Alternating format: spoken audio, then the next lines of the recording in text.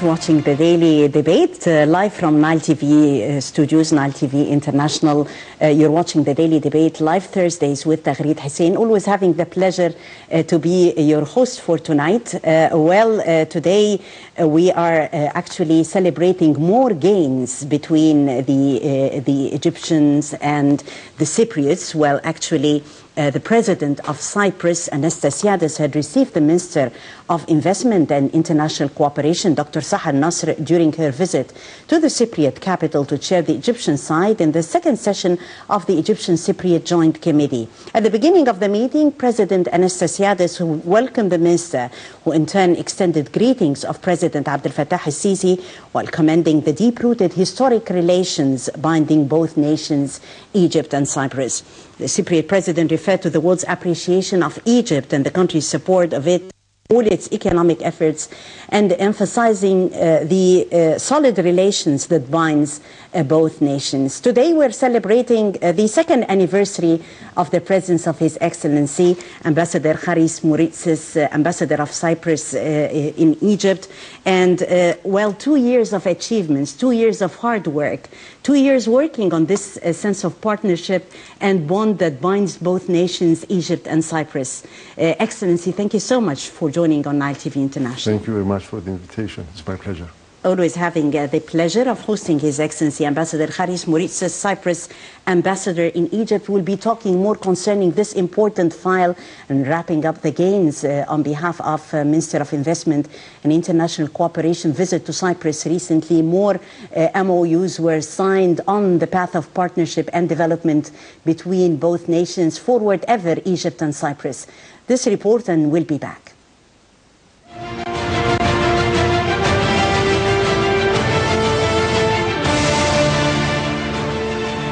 At the end of the Egyptian-Cypriot Joint Committee held in Nicosia, Minister of Investment and International Cooperation Dr. Sahar Nasr met with a number of Cypriot businessmen and investors in presence of 40 Cypriot companies and the sectors of pharmaceutical industries, mutual funds, agriculture, fish farming and tourism. The minister also held a number of bilateral meetings with some Cypriot investors in Egypt to identify challenges facing them and the future of their investment plans. The minister indicated that the Egyptian government worked on the implementation of an inclusive economic program to pave the way for foreign investors to invest, especially in a number of projects, including the Suez Canal access development. Dr. Nasr added that the Ministry of Investment and International Cooperation worked on the promotion of investment opportunities in the Egyptian market, besides attracting companies and investors from Cyprus to set up projects in Egypt, especially in the fields of renewable energy, electricity, agriculture, infrastructure and information technology. The minister welcomed Cypriot investors willing to invest in Egypt, especially in the fields of fish farming, pharmaceutical industries and tourism, noting that the Egyptian government adopted an open policy to encourage investments and exerted extensive efforts to provide an attractive investment climate, besides taking the necessary measures to improve the business environment. Further, Dr. Nasr reiterated that the government would accelerate the activation of the MOU signed between both countries to enhance bilateral investment relations, with the aim to facilitate procedures of the FDI through the provision of beneficial information about investment to companies and the exchange of information on investment opportunities and developments in the investment field, data on the flow of bilateral investment and activities and services of promoting investment Egypt and Cyprus, besides encouraging the exchange of delegations between both countries and promoting joint events relating to investments. A representative of the Suez Canal Special Economic Zone gave an overview of the region's potentials and investment opportunities. Further, President of the Cyprus Chamber of Commerce welcomed the minister and her accompanying delegation while expressing the Cypriot investors' willingness to increase cooperation between both countries. At the end of the committee's work, an MOU was signed between the Egyptian Business Association and the Cyprus Chamber of Commerce and Industry. People-to-people relations. This is the first time I am here as you. First interview exclusively, Excellency. Thank you for the kind invitation. In the name of Allah, we crossed. How was it since that moment of crossing? Actually, this is the fourth time of mind being here. Celebrate Ramadan and Eid has been very special. We have our annual iftar. We celebrated this year.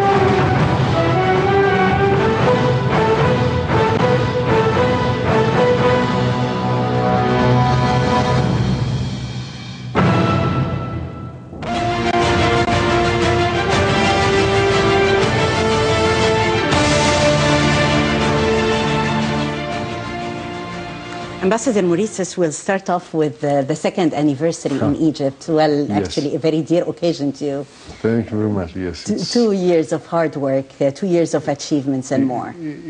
Indeed, it has been since 2015, March 9th, when I arrived in Egypt, but it's in total more than 5 years that I am in Egypt. As I told you the other time I was here, this is the second term that I'm serving in Egypt, and of course it's always a pleasure to be here with you for an interview. Thank you Thank very you much. so much, Excellency. The second time the Intergovernmental Committee had met, meeting last time was back in 2007. Yes. Hard work for preparations for this important meeting to take place. Let us know more about that Well, sense of preparations. The outcome is, of course, very successful, and this is due to the hard work for preparing such a committee.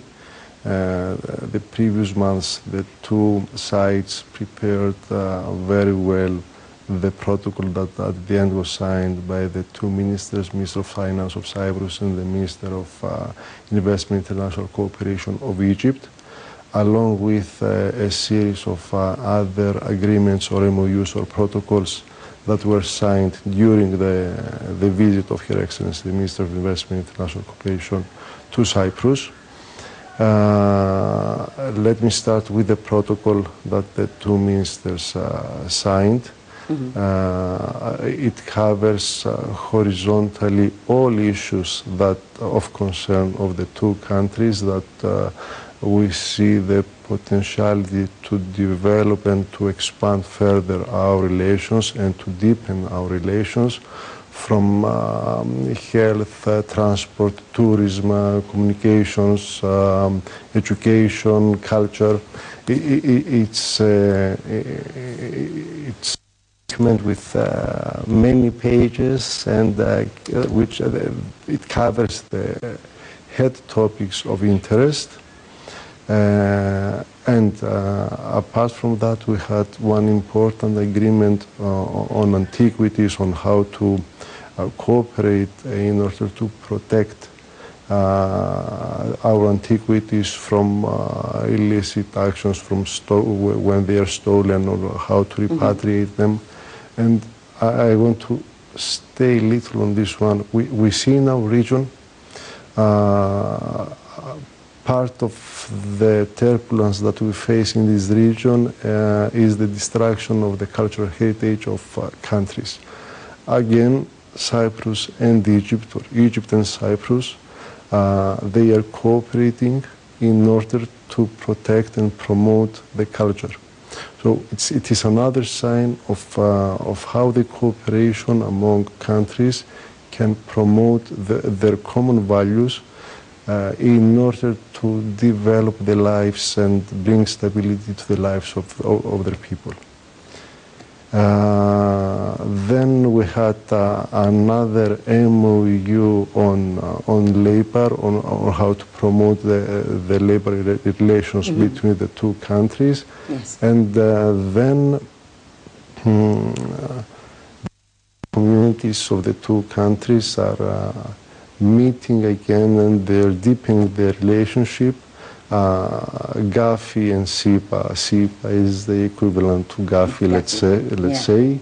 And the Chambers of Commerce, they signed MOUs on how to promote their relationship, on how to promote Egypt to Cypriots and Cyprus to Egyptians, and how to work together in order to expand their business activities together in third countries.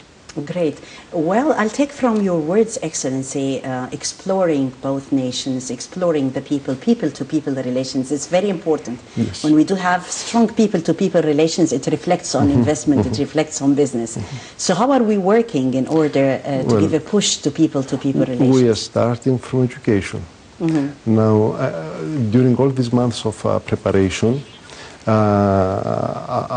we have now, thank God, in the pipeline several other agreements that will help this kind of contacts. Two of those are two agreements on education. For example, the one I can refer now is to the mutual recognition of the degrees that the universities of the two countries provide to the students. So right. Easily the students of the two countries can exchange and come to work either to Cyprus or to Egypt. This, I think, the basis of a good cooperation starts from the youth and goes to the older people and to the business people.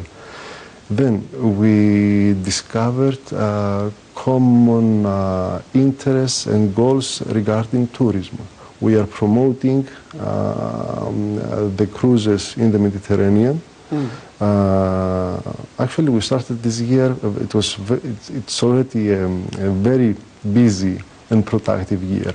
In January, we had the visit of a delegation from Cyprus, from the tourist sector. It was headed by the Cyprus Tourism Organization. A delegation of business people from the tourism sector was here in Egypt. And they had a series of meetings with the private sector and the governmental sector in order to promote the tourist sector and the tourist activities between the two countries. We ended up with a very good conclusion and a declaration, and soon we are, and of course I have to mention here that this, there is also here the trilateral notion. It will be Greece, Cyprus and Egypt on this project. We will together promote the cruises in the Eastern Mediterranean, one of the most... Everything started here, actually. Yeah, yes, definitely. The foundation when yes. The three leaders... So we need to promote our region as a cruise destination, and the three countries, they are working on that. Then we have, as I said again, on education, another agreement that will foster the relationship, to enhance the relations between academic institutions of the two countries. Yeah, and I'm really happy that you mentioned the youth. Because I'm happy I'm mentioning this. I'm happy I'm mentioning this because I remember always you are raising this issue in our meetings, and I'm happy that you're interested and that we have good an news outcome. In that yes, area. yes. Yeah. Energy has been like a centerpiece, giving this important file special attention and investing in energy. Yes, well. We have a gift given to us, the two countries, and we have to protect it. And by doing so, we have to cooperate. And actually, we are cooperating and we are protecting the gift. Our leadership is very well aware of the needs of the people and of the importance of this, of the gift of oil and gas in this region. And with cautious and accurate steps, we are approaching the goal, which is to connect Cyprus and Egypt with a pipeline in order to transfer the Cypriot and other gas to Egypt for liquefaction, for exportation, for the limit is where we will put it. The prospects are there, we're working hard. We are not negotiating these two countries. They don't have something to, they're not divided or anything, they are negotiating. They are discussing together on how to reach the best outcome for the peoples of the two countries and for our region. Definitely reaching more than one outcome, and mentioning the issue of the creation of the pipeline for export of natural gas is a very important hit this time. There are also measures undertaken, and Mr. Nasr has been discussing in Cyprus further encouragement of foreign direct investment and the potential that Egypt offers. How is it circulated within the circles of the Cypriot businessmen? Well, I'm not in the position to judge, let's say, the minister, but she did an excellent job in Cyprus. The program was full, starting from early in the morning of the first day, and with a series of meetings after the committee, with the Speaker of the Parliament, with the Minister of Agriculture, with the Business Committee, and everything, of course, on the top, the meeting with the President, as you referred in your first intervention at the introduction. The potentialities and the capabilities of the two countries were raised during the meetings, and especially as we focus on the investors and the business people of the two countries. The second day of the visit of the minister, she had a long meeting with the business community of Cyprus. There we had some presentations from the Egyptian side and the Cypriot side on several sectors: energy, Suez Canal, tourism, business opportunities.